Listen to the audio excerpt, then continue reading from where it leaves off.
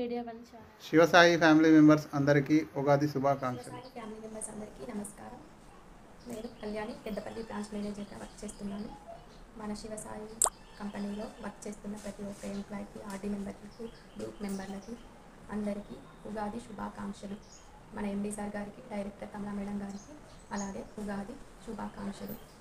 Morning to Sivasai family members అందరికీ happy Ugadi.